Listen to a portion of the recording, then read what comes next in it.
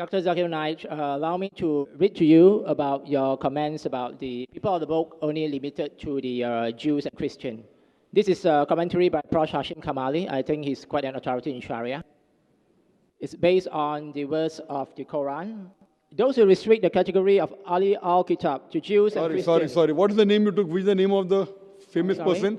You said because just now. What was the name of the commentary? Who wrote it? Prof. Hashim Kamali. Hashim Kamali. I haven't heard of him. First time I'm hearing. Yeah, please Google him. No, you said he's very famous. He's the chairman of Institute of Advanced Islamic Study in Malaysia.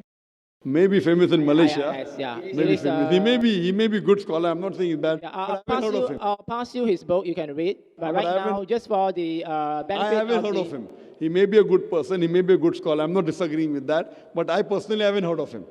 Yes, you can read the commentary. Okay, this is based on the Quran. He says that those who restrict the category of Ali al-Kitab to the Jews and Christians quote in authority the Quran, chapter 6, verse 156, which declares that books were revealed to two groups before, but the context where this phrase occurs actually questions rather than endorses the spirit of such limitation. Let us briefly examine the context. The verse, chapter 6, verse 156, immediately follows two other verses, one of which affirms the veracity of the Torah that contain guidance and light. The succeeding verse refers to the Quran itself as the blessed book, Kitabun Mubarakun, and an authoritative source. And then comes the verse 156. Lest you should say, think, that books were sent down to two, groups of people, only, before us, and for our part we remain unacquainted with a revealed book. The tone of the discourse here is expressive. Brother, all this doesn't make a difference. I'll give the reply again to you. All this doesn't make a difference to me. Even I'm a student of the Quran. Let me tell you one thing. I want to repeat the answer which you have not heard correctly. I told you by meaning, Ahle Kitab means people of the book. It can also mean people of the revelation. In that context, even Muslims are Ahle Kitab. Allah has sent many books. Quran says in Surah Ra'd, chapter 13, verse number 38, the Kulli Ajlin Kitab. In every age we have sent a book. That's the definition. But when Quran uses an idiom, Ahle Kitab, it only refers to Jews and Christians, no one else. If I agree with that person, I don't know what context he's talking about, then there will be big chaos. Among the Ahle Kitab, there are those who say this. And it says, Ahle Kitab believe in law and gospel, meaning Torah and the Injil. With these, there are many verses in the Quran. With this, it is 100% sure that whenever Quran refers to Ahle Kitab, it only refers to Jews and Christians as an idiom. Otherwise, there are many other people who are Ahle Kitab. But when the Quran refers to it, and I give you the example, when Quran says, "Oh Prophet, tell your wives and the believing women," you ask me, who's a prophet? Adam is prophet, Noah is prophet, Abraham is prophet, Musa alayhi salam is prophet, Jesus is prophet. But when Quran says prophet, it specifically refers to no one but Prophet Muhammad, peace be upon him. I gave you the answer. You didn't hear it. I hear you, but I hope this that is you the also... answer. I disagree because if I follow with that, there will be contradictions in the Quran. I don't agree there's contradiction in the Quran. Quran says, Ahle Kitab believe in Torah and the Injil. Now you will say, Buddhists believe in Torah and Injil. They cannot. Dr. Zakir Naik, I think we should learn how to agree to disagree. Not agree to disagree. What you're saying, if I agree with you, I'll have to believe that... I'm not asking you to agree with me. I'm just I'm sharing your view.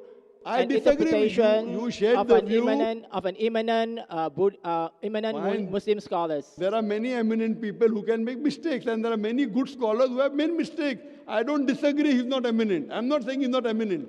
Okay, since you say this Abdullah Yusuf Ali, which I quote, this Abdullah Yusuf Ali, brother, you want to keep on speaking? Have you come here to give a speech? This book which I refer, the translation, Abdullah Yusuf Ali, according to me, it's the best translation available. There are mistakes in this also. Just because it's best, it doesn't mean because human beings are bound to make mistakes. I'm a human being, I can also make a mistake. But the point to be noted is, when we do research, if we find one mistake, I don't reject everything, because he then claimed to be God. This translation is one of the best translations. Even this translation has got mistakes. So what we have to realize, that a human being cannot be perfect. So that person may be eminent, but I disagree with his interpretation. You and I disagree. So why are you coming and harping again today? I've given you reason why I disagree. What do you have to do? Okay, fine. This verse of the Quran, interpret this way. You have to counter my argument. You're not countering, you're reading from the book. Reading from the book is a waste of time for us and for everyone, because I've given you quotation from the Quran which says about Ahle Kitab and refers to Jews and Christians only. It's talking about Torah. This is also from the Quran, and it states that actually you should have an open interpretation. And can I ask you a question, Dr. Zakir? Are you also a human? Of course I'm a human. So are you also bound to make mistakes? I can make, but to prove I made a mistake, you have to prove where my mistake is. That's why that is why I state you from a commentary from an eminent Muslim scholars, not from my own interpretation. But that eminent is not matching with the Quran. My interpretation, what I'm talking, is based on the Quran. And majority of the scholars, Jumhur scholars of Islam believe Ahle Kitab means only Jews and Christians. There are so many Ibn Taymiyyah. I can name 20, you're quoting one, which I have never heard of. Ibn Taymiyyah, you read Ibn Qasir, you read Tabari, all of them say Ahle Kitab. What you have to realize, I'm quoting Tabari, I'm quoting Ibn Qasir. All these top commentaries, all of them say that even Abdullah Yusuf Ali, even Abdul Majid Daryabadi, all of them say Ahle Kitab means Jews and Christians. Now you get one Malaysian, fine, you may respect him, I've got no objection to that. Therefore, when you see, you have to give evidence. That evidence doesn't hold good for me. That's the reason I say that I believe with the commentary given by eminent, not 100 scholars, 100. So when one is against 100, if it has proof, if it's worth considering, I consider. If it's not worth considering, I don't consider. If you want to believe in it, you have full right. No one can force you. Hope that answers the question. Wa akhir da'wana alhamdulillahi rabbil alamin.